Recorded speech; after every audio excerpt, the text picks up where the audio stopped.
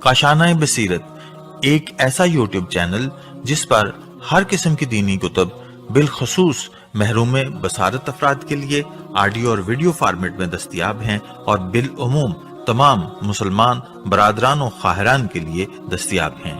اس لیے آپ سے گزارش ہے کہ بیل آئیکن کو پریس کر کے ہمارے اس چینل کو ضرور سبسکرائب کیجیے تاکہ آئندہ آنے والی ہر کتاب آپ کو بر وقت ملتی رہے۔ کاشانۂ بصیرت، کاشانۂ بصیرت، کاشانۂ بصیرت، کاشانۂ بصیرت۔ اعوذ باللہ من الشیطان الرجیم، بسم اللہ الرحمن الرحیم۔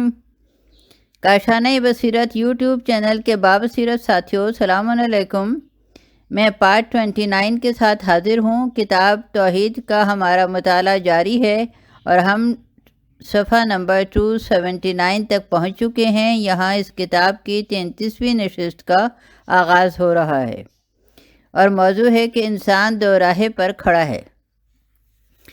ہماری بات چیت حضرت موسیٰ ابن جعفر علیہ السلام کی حدیث شریفہ کے متعلق تھی، ان عوامل کے بارے میں جو کہ عقل کی بربادی کا سبب بنتے ہیں۔ وہ عقل جو اللہ تعالیٰ نے نوع بشر میں قرار دی ہے تاکہ اس کی برکت سے وہ ان علوم کو حاصل کر سکے جو اس کے لیے ضروری ہیں، وہ ہنر جو اس کے لیے مناسب ہو اسے سیکھ سکے، بشر کے لیے مختص معرفت کے جس درجے کو اس کے لیے مخصوص ہونا چاہیے وہ بھی اسے حاصل کر سکے، تجلیات کا ادراک، مبدأ، معاد اور اسماء حسنہ کا علم، اپنی حقیقت کا ادراک اور یہ معلوم کرنا کہ وہ کہاں سے آیا ہے، کہاں جا رہا ہے اور اس کی منزل کیا ہے، کس مقصد کے تحت آیا بھی اور جا بھی رہا ہے، اس مقصد کو کہاں تک پا لیا ہے، رحم اللہ امرہ و عرفہ من این و الہی این و فی این۔ خدا اس شخص پہ رحم کرے جو اس راز کو پا گیا کہ وہ کہاں سے آیا ہے، کہاں جا رہا ہے، اور کس حالت میں ہے، سعادت کی راہ کو پا جائے، تعقل و تفکر کرے، حتیٰ کہ حقیقت انسانیت کے ساتھ متحقق ہو جائے کہ یہی انسانیت ہے۔ اور اس کے لیے ایک شعر ہے کہ اے برادر تو ہمیں اندیشائی، ما بقی خود استخواں و ریشائی۔ صفحہ نمبر 280۔ آدمی کا حیوان کے ساتھ جو فرق ہے وہ عقل کی بنا پر ہے، ورنہ انسان کو حیوانوں پر کوئی سا امتیاز حاصل ہے، ورنہ انسان کو حیوانوں پر کون سا امتیاز حاصل ہے، سوائے اس کے جس قدر اس کی عقلی قوت زیادہ ہوتی ہے، دنیائے انسانیت میں اس کا مقام اسی طرح بلند ہوتا چلا جاتا ہے، ہمیشہ اسی مقام تک پہنچتا ہے کہ تعقل میں موانع کو حضرت امام موسیٰ کاظم علیہ السلام کی حدیث مبارکہ کی روشنی میں سمجھ جائے تاکہ انہیں دور کر کے کمال کو پہنچے۔ اگلا پیراگراف، امام علیہ السلام نے 3 چیزیں بیان فرمائیں، وہ شخص جو اپنی عقل و دانش کو فانی چیزوں میں لمبی امیدوں اور آرزوؤں کے ذریعے مادی امور میں الجھا کر تاریک کر ڈالے۔ ہر وہ چیز جو فانی ہے، جب انسان اس میں ملوث ہو جاتا ہے تو فانی کے ساتھ فانی اور زوال پذیر ہو جاتا ہے۔ اگلا پیراگراف، مرحوم جناب ملا صالح مازندرانی کی شرح بہت دلچسپ اور مفید ہے۔ فرماتے ہیں کہ دنیاوی لذتوں، مسرتوں، دلچسپیوں اور شہوتوں میں سے جتنی چیزیں انسان کی فکری اور عقلی قوتیں اور صلاحیتیں اپنی طرف مبذول، مصروف اور مشغول کر کے خرچ کر ڈالتی ہیں، وہ اس کے امور آخرت سے توجہ تقسیم کر دیتی ہیں، اس کی ہمیشہ کی زندگی کے سفر میں رکاوٹ اور عمل سے غفلت کا سبب بن جاتی ہیں۔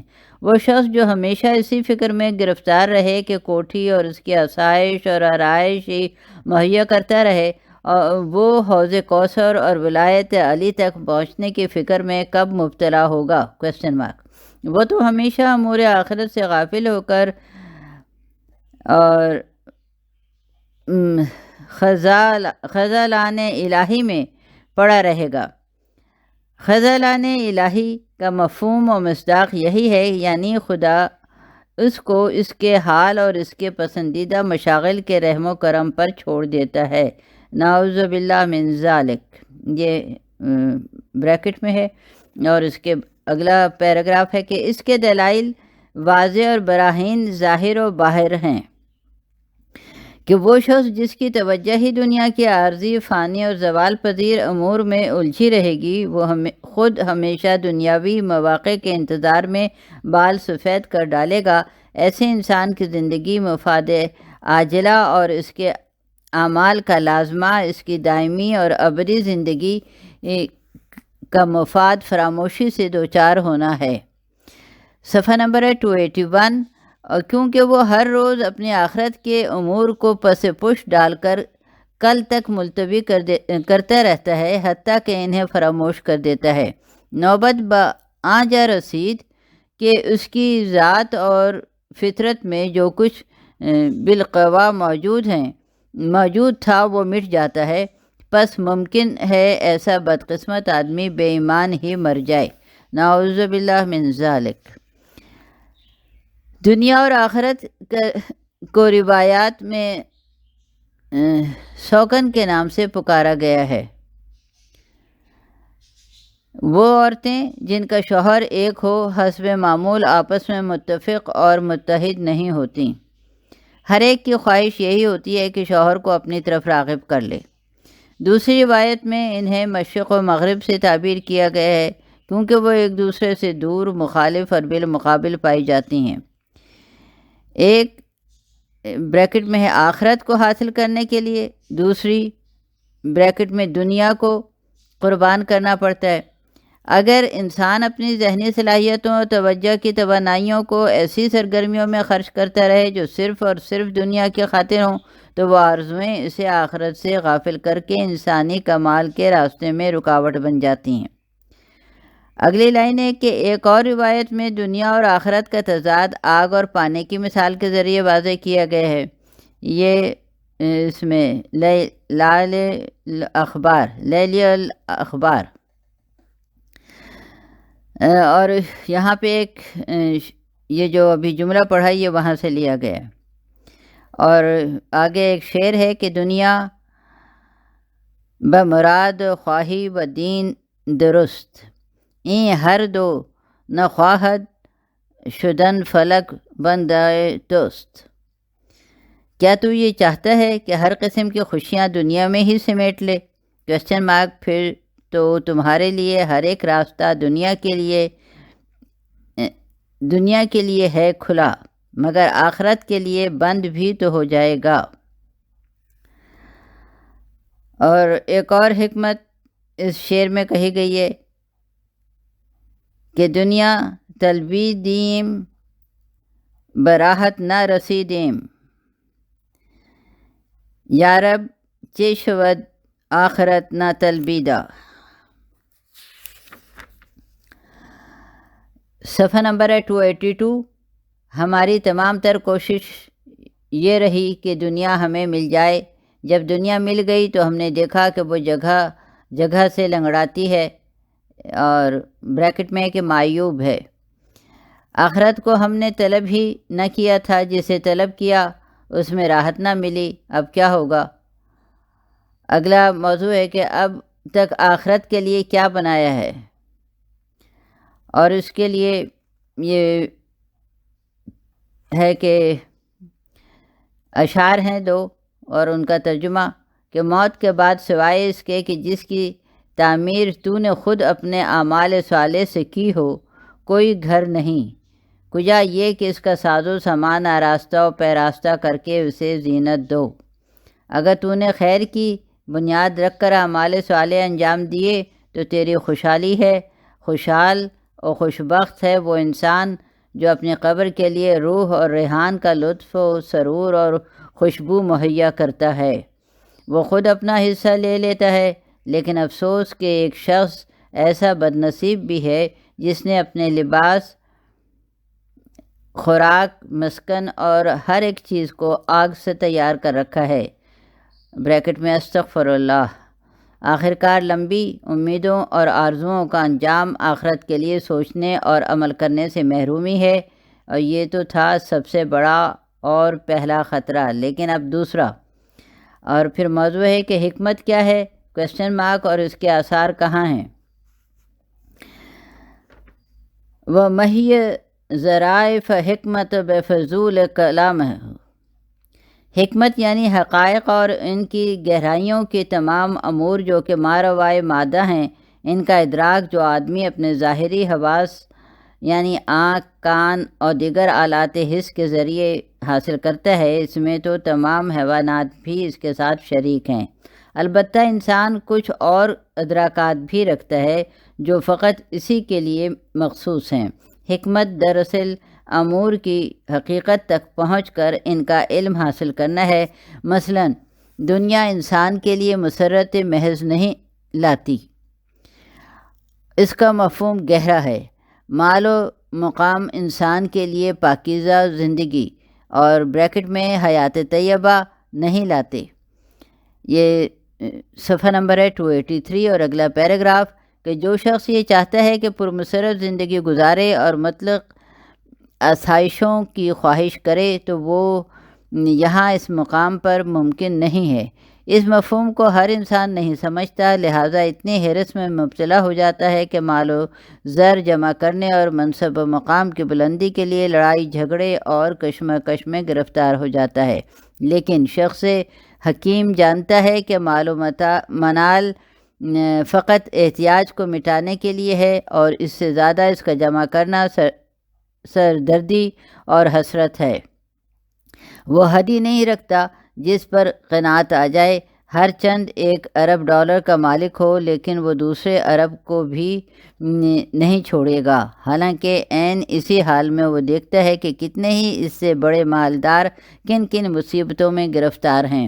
مقام بھی مسرت نہیں لاتا، جو ہی وہ حکومت پر براجمان ہوتا ہے اسی وقت اسے مشقت اور رنج سے گزرنا پڑتا ہے۔ حسد اسے آرام نہیں لینے دیتا۔ مختصر یہ کہ اقتدار طلبی بھی ایک بلا ہے، لیکن سچی سربراہی خدا اور خدمت خلق کے لیے حاصل کرنا چاہیے، تاکہ ان تمام مشقتوں کا اجر و ثواب میں آخرت باقی ہے۔ اگلا پیراگراف ہے کہ خلاصہ مال و مقام مشقت لاتے ہیں، اسے صرف مرد حکیم ہی سمجھ سکتا ہے۔ وہ حقائق جن کا تعلق گہرے غور و فکر سے ہے، فنائے دنیا، بقائے آخرت، عقل کے ذریعے ان کا ادراک کرنا چاہیے، یا معرف الہی میں توحید افعالی کو سمجھیں۔ لا حول ولا قوت الا باللہ، انورٹڈ کاماز میں، کہ معنی اور مفاہیم کو دریافت کریں کہ یہ سب حکمت ہے۔ اگلا موضوع ہے کہ زیادہ باتیں حکمت سے دور کر دیتی ہیں۔ ظرائف بھی ظریفہ کی، یہ بریکٹ میں ظرافت کی جمع، اور تازہ چیز جو دلچسپ ہو اسے ظرافت کہتے ہیں۔ یہ ایک ایسی چیز ہے جو ہر ایک کی دسترس میں نہیں۔ اب ہم اصل عبارت پر لوٹتے ہیں، اور صفحہ نمبر ہے 284۔ وہ شخص جو زیادہ باتونی ہونے کی بنا پر اپنی حکمت کی دلچسپیوں اور شگفتگی یعنی بریکٹ میں ظرافت کو جڑ سے اکھاڑ پھینکے، جس کی زبان بہت دراز ہو، ایسی بیہودہ اور لامعنی گفتگو کرے کہ کئی گھنٹے ان میں ضائع کر دے، وہ اپنی حکمت کو مٹا دیتا ہے۔ فضول کلام یہی باتونی پن ہے، وہ باتیں جن میں خیر اور حکمت نہیں۔ قرآن حکیم کی تعبیر کے مطابق وہی فضول گوئی ہے۔ اور پھر سورہ نساء کی آیت نمبر 114 کا یہ ترجمہ ہے کہ ان لوگوں کی سرگوشیوں میں اکثر نہ تو کوئی خیر و خوبی ہے نہ بھلائی، سوائے اس کے کہ جو صدقات یا امر بالمعروف یا اصلاح بین الناس کی کوئی بات کرے۔ ایسے افراد کے فتنہ سخنوری کی اصلاح آگ ہی کرے گی۔ اگلا پیراگراف ہے کہ صرف فتنہ ہی برپا کرنا تو کوئی کام نہ ہوا، اگر تو مرد ہے تو فتنہ کو ختم ہی کر دے۔ مختصر یہ کہ جب تک یہ انسانی زندگی تلف اور اس کی تمام حکمتیں جو ہم نے عرض کیا ہے کہ اس کے عقل میں ودیت کی گئی ہیں، یعنی خود انسان کے اندر کی حکمت جسے ظاہر ہونا چاہیے تھا، وہ انجام کار فضول گوئی کا شکار ہو کر مٹ جاتی ہے۔ اگلا پیراگراف ہے کہ فضول گوئی حکمت کو آشکار نہیں ہونے دیتی۔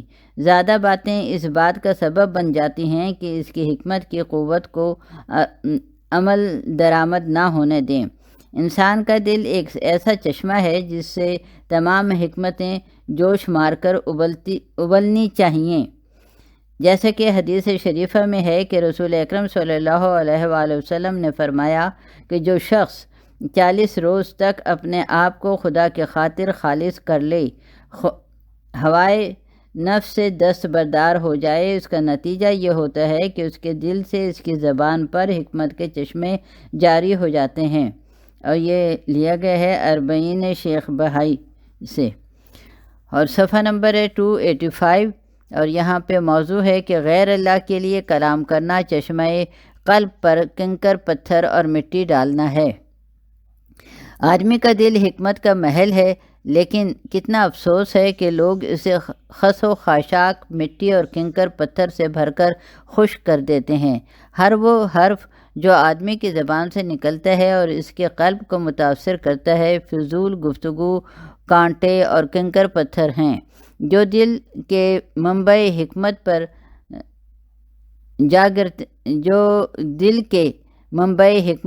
گرتے ہیں، اور متکلم اس کو نہیں دیکھتا تو پھر اس حکمت کا ظہور بھی نہیں ہوتا۔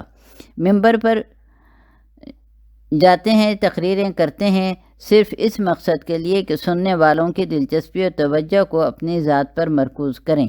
اس کی غرض و غایت یہ نہیں ہے کہ سامعین بہرہ مند ہوں، بلکہ یہ چاہتا ہے کہ اسے داد دیں اور اسے واہ واہ کریں، پسند کریں، اور اس طرح وہ لوگوں کے دلوں میں فقط اپنی کشش پیدا کر لیں۔ اور اگلا پیراگراف ہے کہ اے عزیز، جب تک تیری توجہ اس بات پر مرکوز ہے کہ کیا کھاؤں جو خوش ذائقہ ہو اور کیا کہوں جسے مخلوق پسند کرے، اس وقت تک اپنے مقصود حقیقی کو نہیں پا سکتے۔ اگر تیرے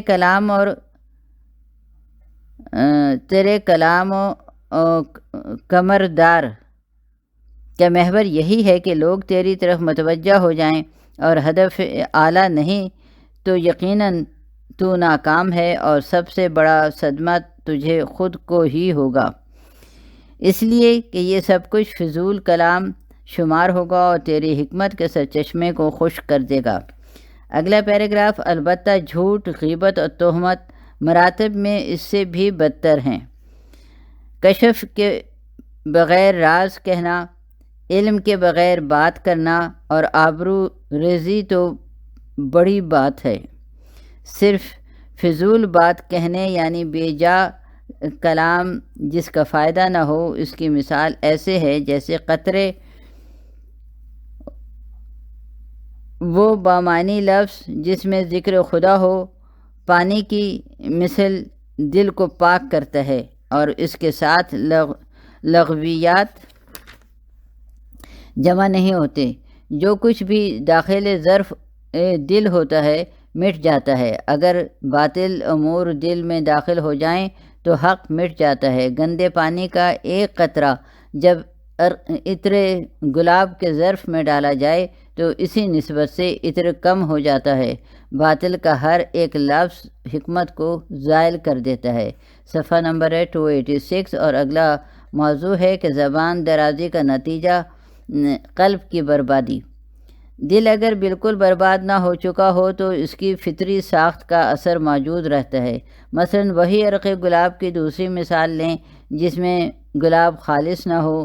آدمی کے دل میں حکمت بھی محض خالص حالت میں نہیں رہتی، بلکہ باطل سے مخلوط ہو کر ایک معجون سی بن جاتی ہے جو حق محض نہیں۔ اگرچہ باطل محض بھی نہیں، اگر اکثر لوگ جو شک و شبہ میں الجھ عقیدے کے لحاظ سے شکوک و شبہات میں گرفتار ہو جاتے ہیں، وہ ان کے قلوب کی خرابی کی وجہ سے ہوتا ہے، جبکہ قلوب کی خرابی بھی زبان کی کجی اور لا یعنی باتوں سے ہوتی ہے۔ اگلا پیراگراف ہے، وہ مقررین جو بعض طبقوں کے لیے دھواندار تقریریں کرتے ہیں، سامعین بڑی دلچسپی سے ان کی تقاریر سنتے ہیں اور خوش ہوتے ہیں۔ یہ وہ مقام ہے جہاں مقرر اور سامعین دونوں خطرے سے دوچار ہو جاتے ہیں۔ مقرر کی کوشش یہ ہوتی ہے کہ ایسی مجلس ہو جو سامعین کو خوش کر دے، اس کے یہ بھی کوشش ہوتی ہے کہ ایسا لفظ زبان پہ نہ لائیں جو انہیں خوش نہ کر سکے۔ جب بار بار ایسے ہی عمل کرتا ہے تو اس کی نوبت یہاں تک آن پہنچتی ہے کہ حرف باطل تقریر یا مجلس میں کہتا جاتا ہے تاکہ اس کی توجہ مبذول کر کے اپنے آپ کو مقبول بنائے اور حق کی ہر ایک جملے کو ترک کر دیتا ہے اور محض اس لیے ادا نہیں کرتا کہ مبادا کوئی ناپسند کرے۔ اس کا نمونہ منافقین ضد خلق کی تحریروں اور تقریروں میں ہم نے دیکھا ہے کہ کس طرح وہ لوگ قرآن اور نہج البلاغہ کی تعلیمات میں تحریف کر کے اسلام کے عنوان سے براہ راست کمیونزم کا پرچار کرتے رہتے ہیں۔ انہوں نے اپنا ایک التقاطی مسلک تراشا اور بہت سے نوجوانوں کو فریب میں لے کر گمراہ کر دیا۔ صفحہ نمبر ہے 287 اور اگلا پیراگراف کے در حقیقت ایسے سامعین مقررین کے نام نہاد معبود ہوتے ہیں جن کی وہ پرستش کرتے ہیں اور انہی کی رضا طلب کرتے ہیں۔ ایسے چرب زبان افراد جن کا ہدف لوگوں کی توجہ کا مرکز بننا ہوتا ہے، حکمت ان کے دلوں میں کب جلوہ گر ہو سکتی ہے؟ کہ ایسے شخص کے قلب سے ظہور حقیقت متجلی ہو؟ اس کی تو تمام تر کوشش ہی یہی ہوتی ہے کہ لیڈر بن جائے۔ ایسے لوگ سستی شہرت کی فریب کاری اور بے اعتمادی کو کب سمجھ سکتے ہیں؟ اگلا موضوع ہے کہ تخت سلطنت اور تختہ دار۔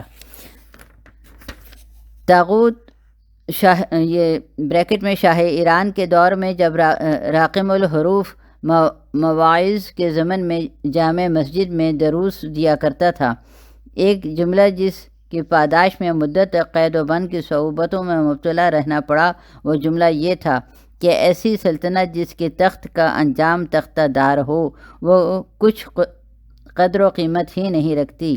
ایسی سلطنت کا کیا فائدہ کہ اس کو حاصل کرنے کے لیے یا اس کی نگہداشت کے لیے آدمی اتنی جستجو کرے؟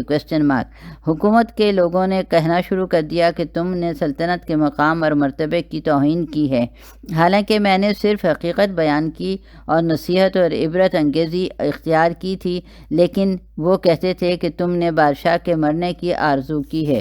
اگلا پیراگراف ہے کہ خلاصہ بحث یہ ہوا کہ فضول کلام اور زیادہ باتیں جو بے معنی ہوں، جن کا کوئی الہی انجام مرتب نہ ہو، حکمت کو دل سے مٹا دیتی ہیں۔ لہذا ہم میں سے ہر ایک پر لازم ہے کہ اپنی زبانوں کو لا یعنی اور بے فائدہ امور سے روکنے اور نگہداشت کرنے کی پابندی کریں۔